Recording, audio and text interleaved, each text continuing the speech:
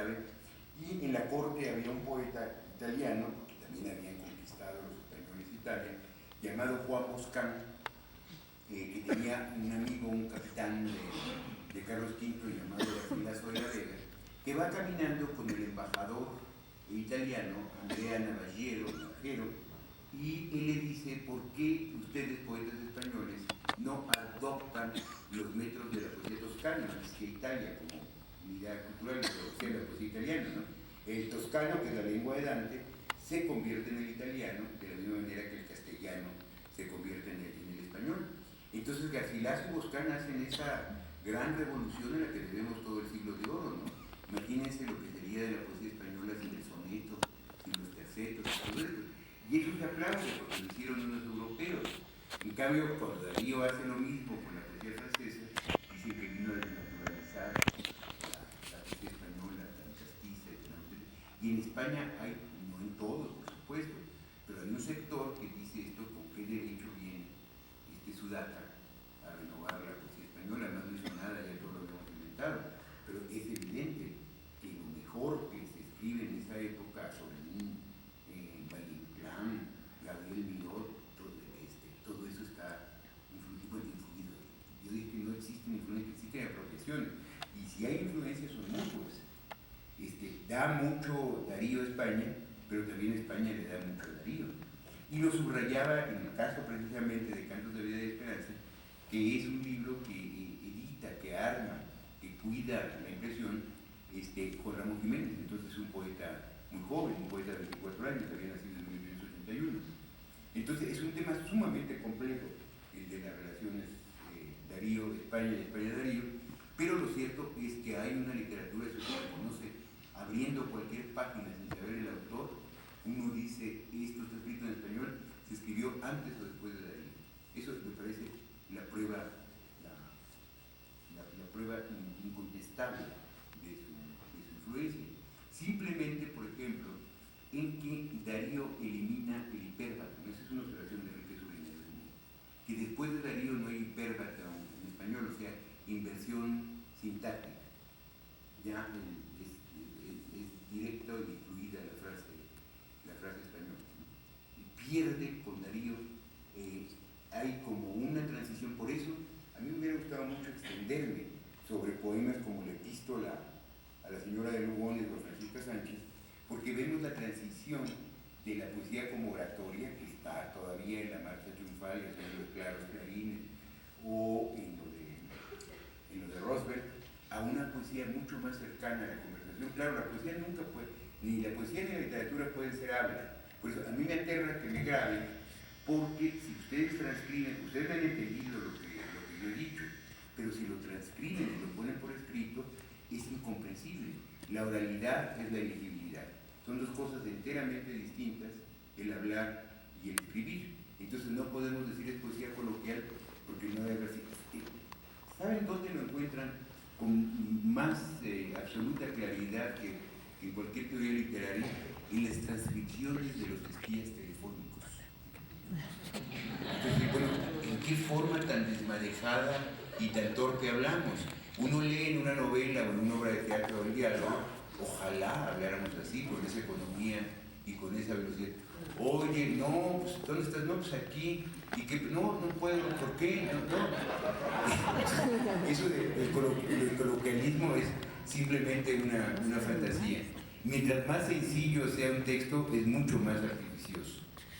Por eso, mientras menos sepa uno escribir, es más complicado y más pomposo. Uno va de la complejidad a la sencillez, pero esa sencillez, esa naturalidad es tan artificioso como escribir como íntitas frases soberbias. Y otra pregunta también, Marito. Por ejemplo, usted ha alabado mucho la trayectoria de Rubén Darío por el mundo, conocedor de la cultura, de los momentos históricos de cada uno de los países donde vivió, América Latina, Europa, y en una relación directa con los poetas modernos, contemporáneos. ¿Se necesita una experiencia de ese tipo para ser un poeta como Rubén Darío? Bueno, es que yo creo que cada poeta es único y nace de su propia circunstancia. Él, gracias a esas coincidencias, pudo hacer lo que hizo. pero hay otros poetas que nunca han salido de su lugar natal y han hecho buena poesía. Es que de veras, a pesar de la sociología, el psicoanálisis, es un misterio por qué una persona escribe buenos libros y otra no tanto, y otras para nada buenos. ¿Qué hubiera pasado si Rubén Darío no hubiera tenido tantas penurias como diplomático y no hubiera tenido que escribir tantas columnas, tantas crónicas para la nación? Él lo dice en el poema de la señora de Lugones: y mi trabajo diario es preciso y fatal, y dice, estoy asediado por un vasto dolor y dos pequeños de gran tiempo de artículos que se lo paguen, que le llegue el cheque de Buenos Aires y pueda pagar la renta. A lo mejor si hubiera tenido todo, si hubiera sido embajador con un gran sueldo, no hubiera tenido que escribir artículos, no hubiera escrito la poesía que escribió. ¿Cómo saberlo?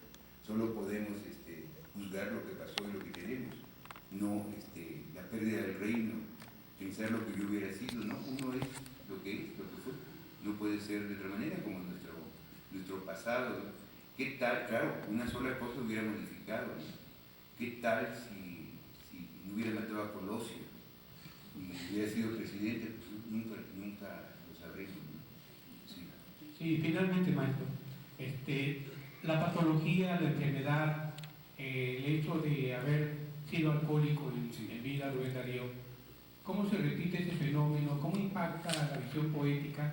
Porque hay muchos otros poetas o escritores que han caído en esa situación, las drogas, el alcohol y demás. Sí, ahora también eso es otra respuesta de 2005. Si me lo pregunta en 2000, yo le hubiera dado otra explicación, pero ahora han visto, no han visto, está totalmente comprobado que todo es genético.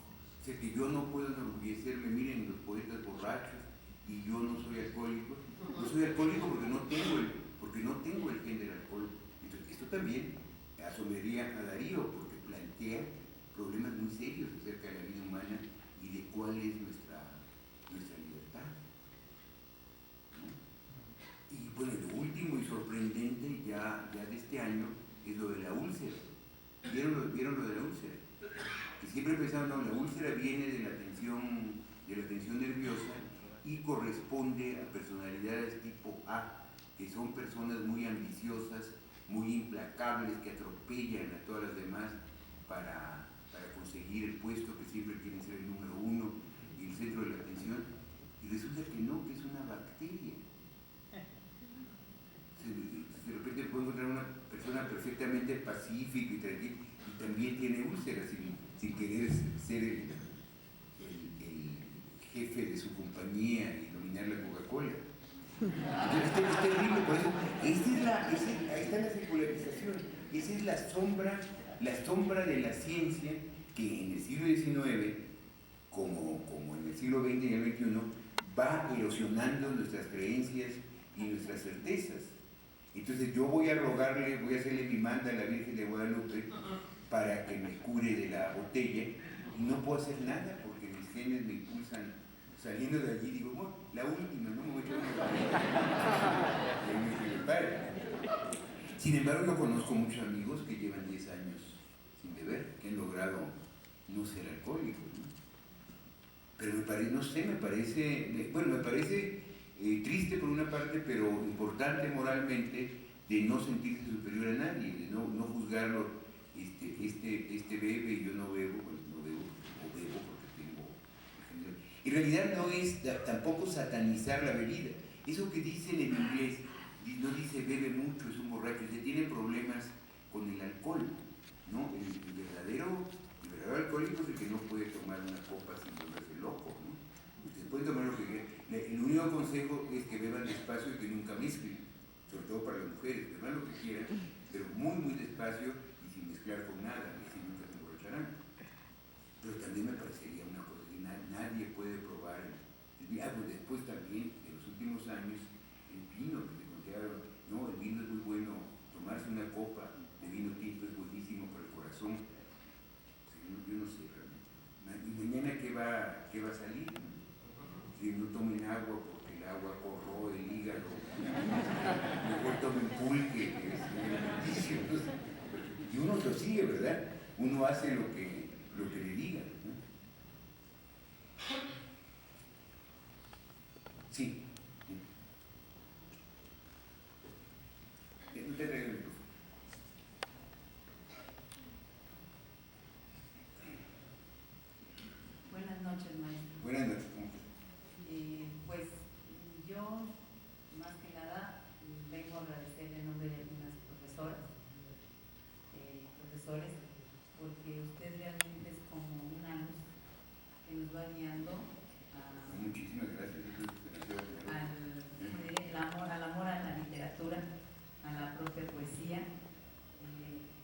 sea, yo ya tenía muchos años que no escuchaba, a pesar de que doy clases, Sí. los motivos del lobo, que fue prácticamente con lo que me encontré cuando buscaban un poema de su elección las adolescentes. Sí. Entonces me remonté así más No, pero de tantos años y todo sí. eso, efectivamente, pues yo no tengo más que agradecer que nos venga a dar tanta esencia de tantos años de investigación y que nos abre la posibilidad de que hay tanto e ignoramos tanto. Pero yo también. Muchas gracias. La ignorancia es inmensa. No, yo les agradezco a ustedes de veras. Y fue tan breve esto. Eso sí, no lo digo retóricamente, saben que soy muy sincero al agradecer la hazaña que significa llegar al Colegio Nacional. Y por más que lo hice a las 6 y no a las 7, creo que es un poquito más liviano, pero de cualquier modo es una cosa que no puedo dejar de agradecer como un favor personal, ¿no es? Vale la pena venir. Muchas gracias. No es sacrificio, al contrario, es para nosotros es mucho gusto. Sí, muchas gracias. Pero piensen que estoy sometido también a los horarios de Colegio Nacional. Un momento porque nos faltan dos preguntas. Enseguida terminamos. Yo también no quiero que se quede mucho tiempo aquí. Dice, ha rendido homenaje en Santiago, en Buenos Aires, en Managua, en España. ¿Usted ha sido invitado? A los homenajes a Darío. Sí. Y bueno, fui invitado, estuve en algo que fue muy importante para mí, que fue en el centenario de 1867, en una reunión que se hizo en Varadero, en Cuba. Después fui a Managua en 1982 y nunca me olvidé, porque yo no soy un especialista en Darío, yo soy un lector de Darío. Hay especialistas que tienen millones de libros eruditos y dan cursos sobre Darío, pero de ninguna manera aspiro a figurar entre ellos. Yo represento los intereses del lector y de la lectora. No pero está muy bien la pregunta, porque lo asombroso es que con todas las universidades, escuelas de letras y institutos de investigación que hay en México, a nadie se le haya ocurrido celebrar en México el centenario de Cantos de Vida y Esperanza. Y en cambio dice eso, hace 15 años que fulanito publicó un soneto y se hace una mesa redonda. Me parece increíble.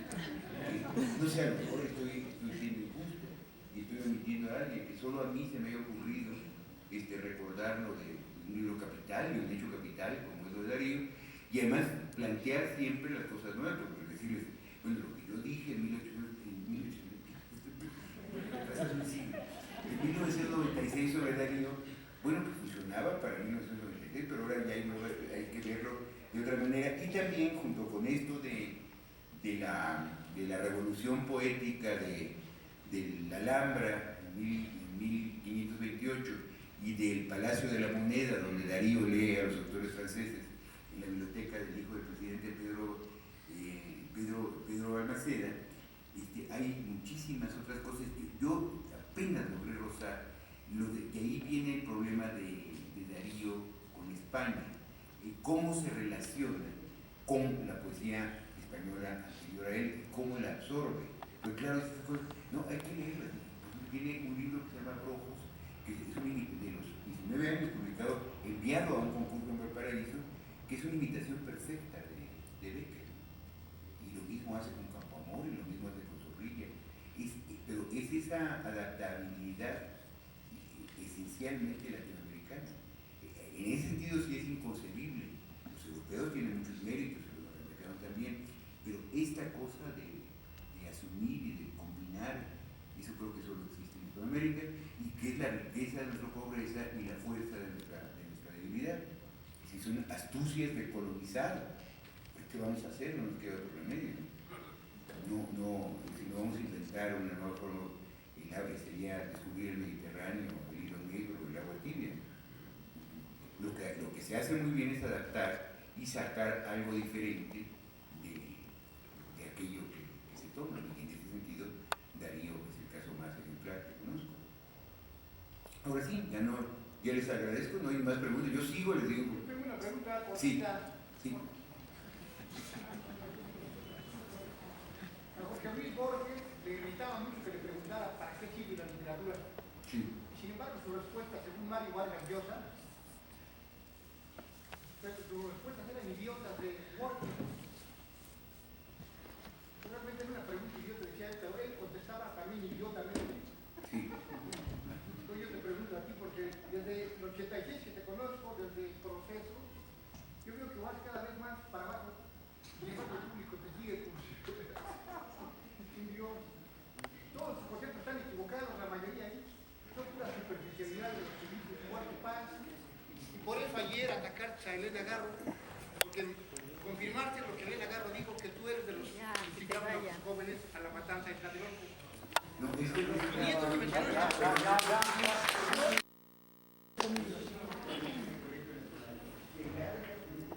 Claro, por supuesto, por supuesto. ¡Bravo! Claro, claro. ¡Bravo!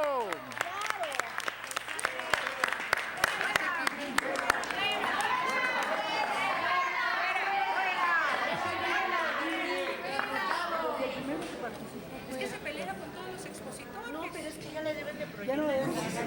se puede discutir todo lo que quieran, me puede resultar, pero no podemos permitir a este loco demente que además se trata de sabotear todas las consecuencias. Por favor, sí. Y que es un ataque a la libertad de expresión, ustedes saben cómo estuvo, ¿no? Sí.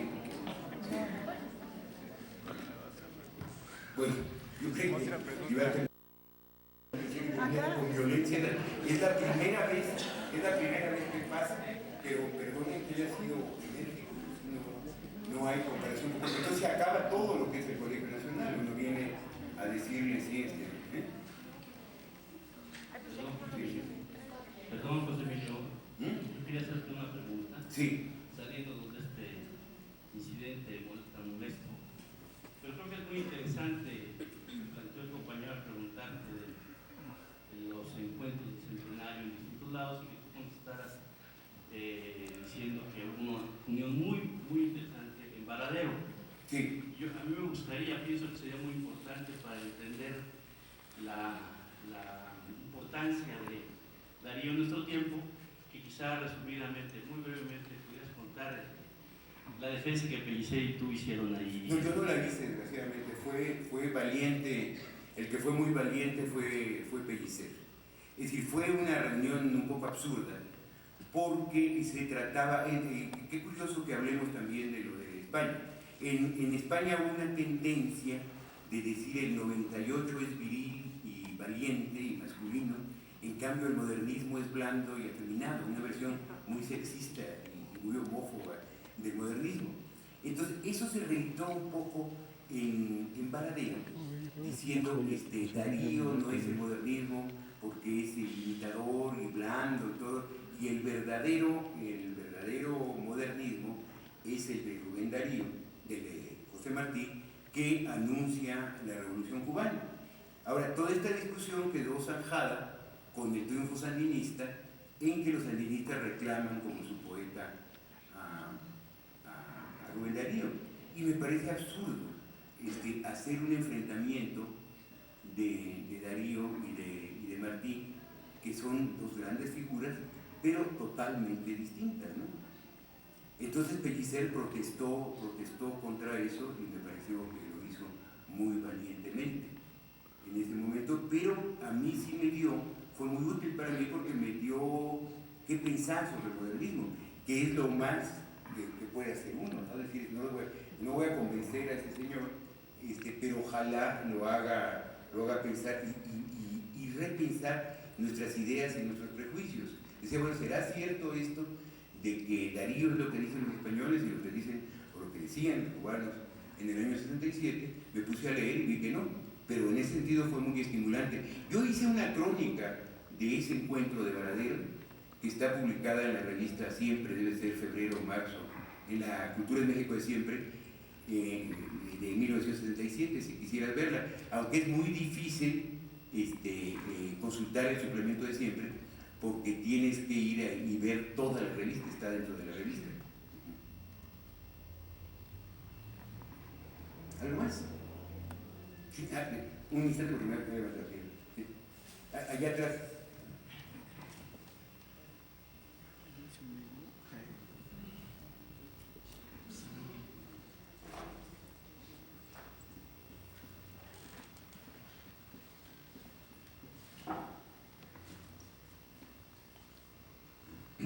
Pacheco, Sí.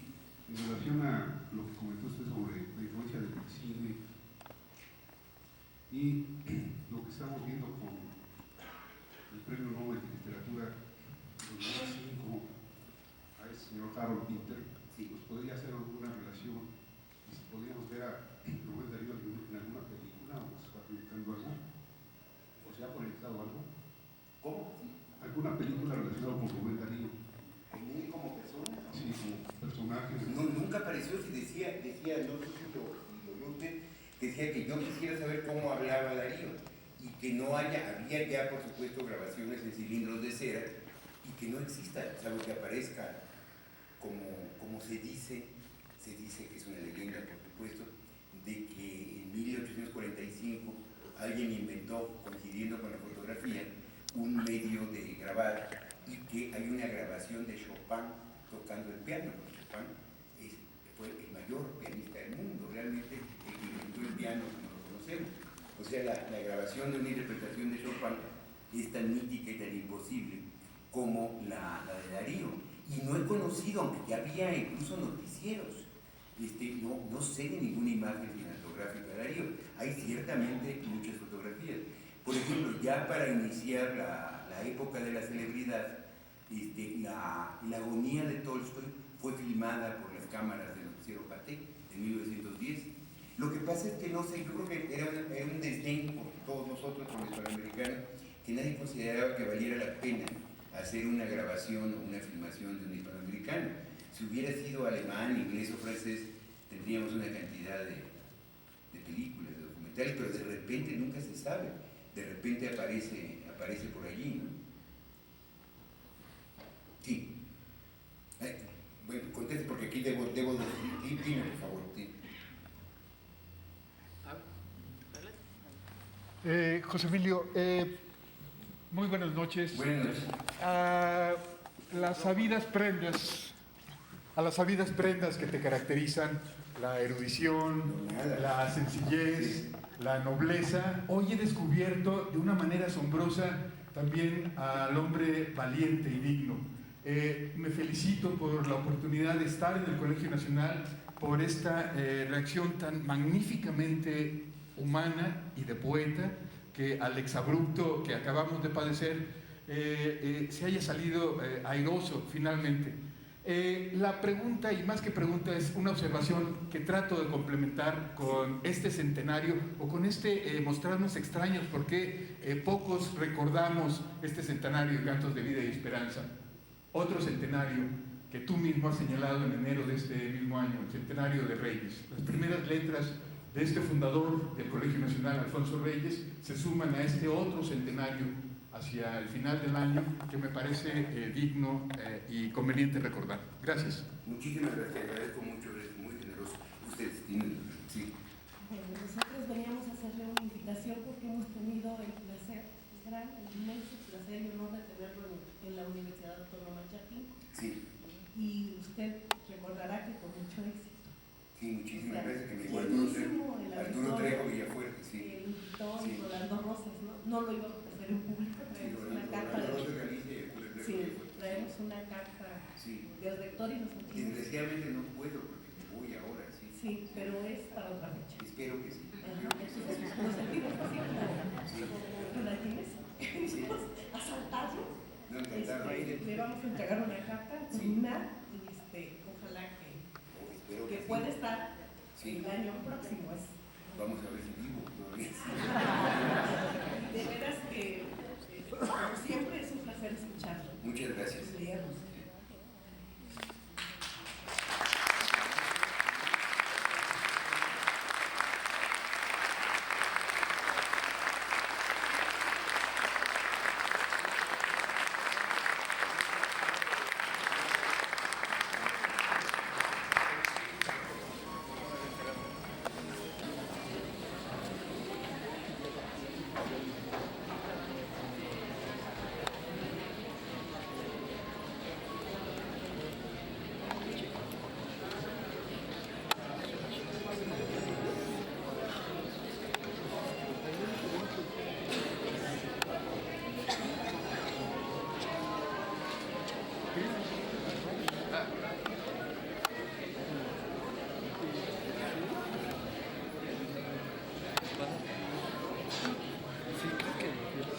Sí, el tuyo sí, el mío no veo.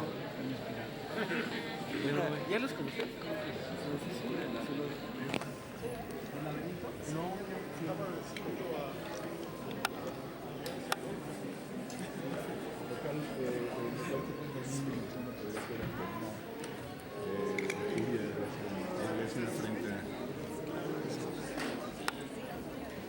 Sí, en mi barrio se dice al chile y en cortito.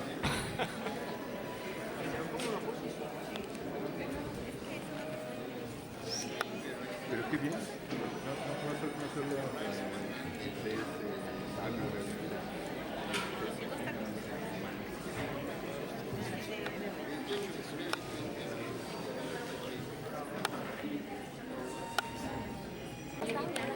¿Sí? ¿Sí me puedes firmar? Sí. Pero, Yo voy a ir a pedirle un autógrafo al señor. Porque ¿a José Emilio Pacheco? Sí, porque ¿Por qué? me pareció muy buena su conferencia. ¿Te gustó? Sí. Perfecto, cúrrele a la fila. Sí, hasta luego. Perdón.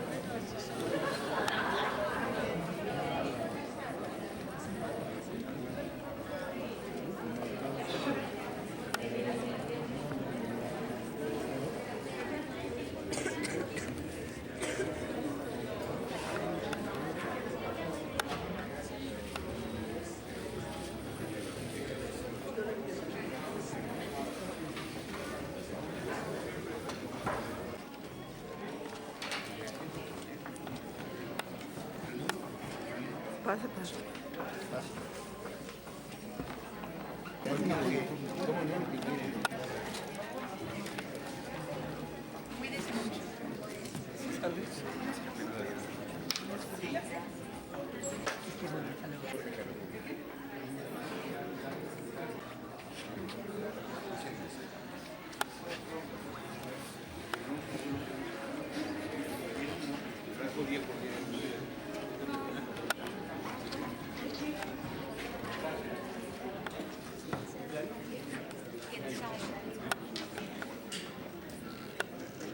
¿Me enseñas tu libro?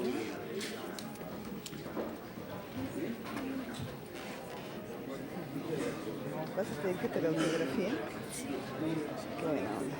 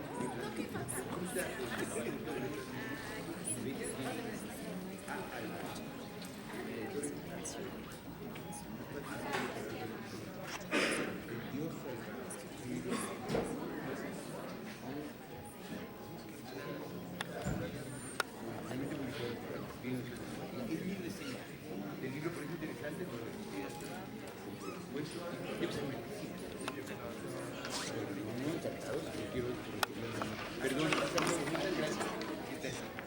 ¿Cómo te llamas? ¿Violeta? Ya vi.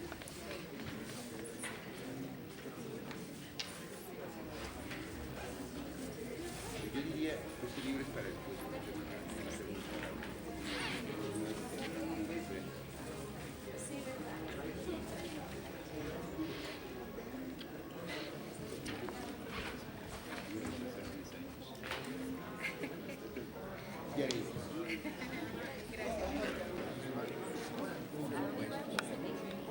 ¿Te pongo el libro?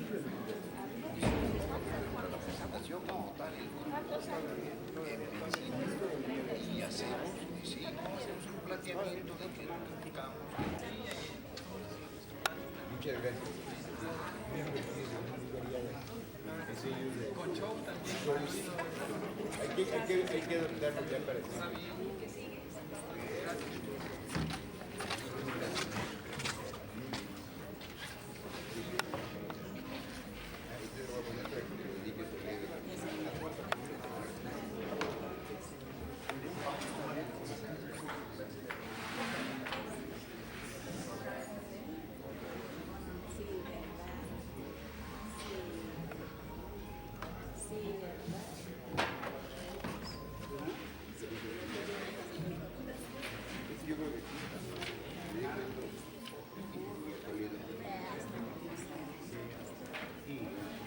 que yo quiero tener un ejemplar publicado por él, no lo tengo.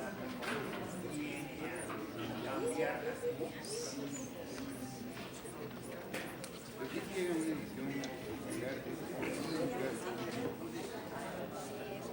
sí.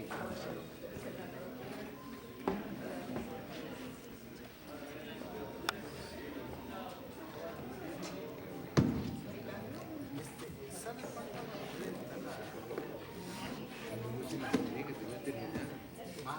Por eso es que yo no puedo, es lo terrible que me encanta estar aquí, ir al shopping, yo hago una cosa o la otra, tienes que dejar de escribir, pero espero que sea el año próximo. No es tuyo, pero oye, ¿cómo te llamas?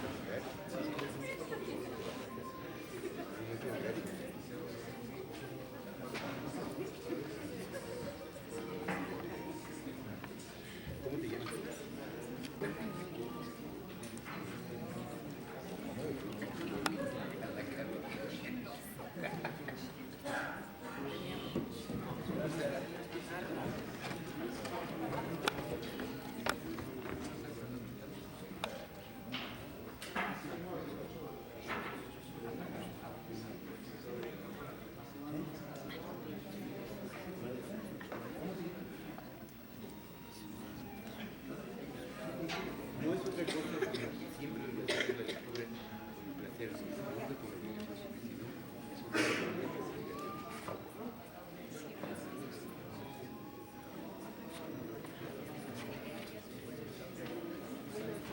Pero retrasar 10 años.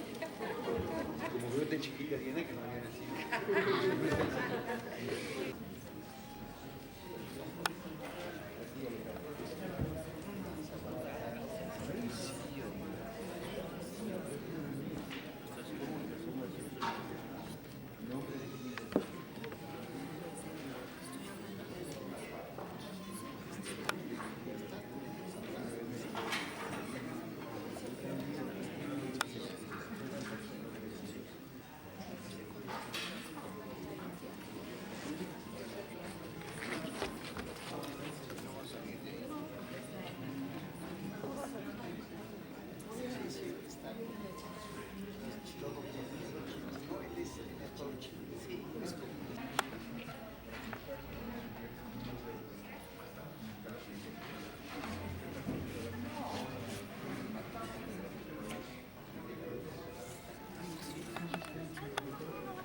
¿Cómo les fue?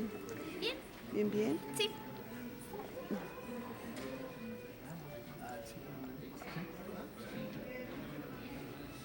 Sí lo pones.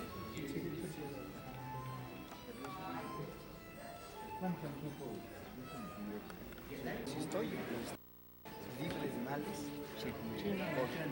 yo les hablo el 14 o el 12. Yo estoy al pendiente, usted me avisa y lo venimos por usted, lo regresamos. Queremos que... Sí. El doctor Guerra, Ricardo Guerra, Lina, Instituto Nacional de Antropología e Historia y la UEM, y empezó en una cátedra de José Luis Martín. Historia y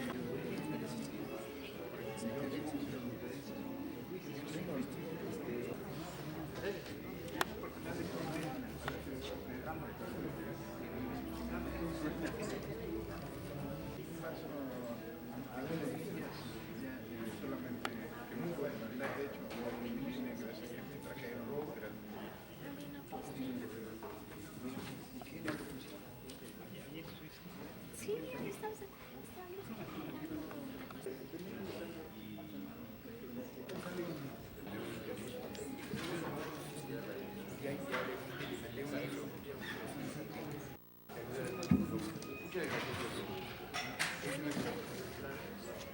antes de pasar.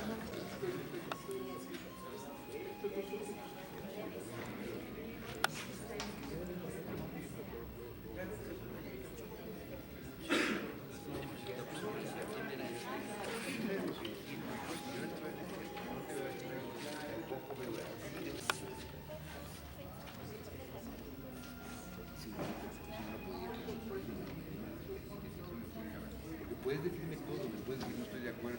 Y yo te contesto jamás. Te voy a decir muchas cosas no estoy de acuerdo, pero no puedo. ¿Eh?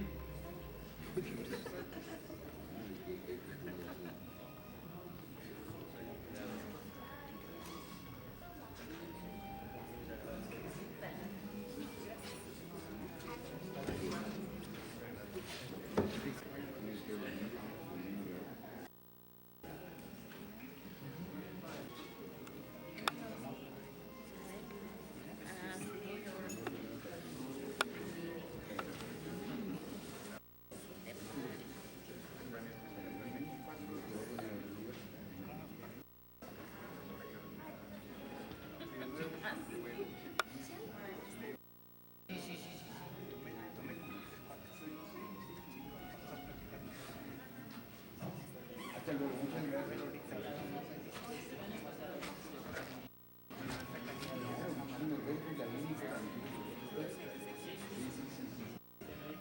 Nervioso, pero finalmente nada más quiero como favor personal les traigo alguna cosa de lo que yo hago. Sí. Ya, o sea, si Muy le bien. parece o no le parece. Muy bien. Sí. Esto. Muchísimas gracias. Sí. Muchas gracias, perdón por hacerte esperar tanto tiempo. No, no. Sí. Gracias. Te felicito porque al fin lo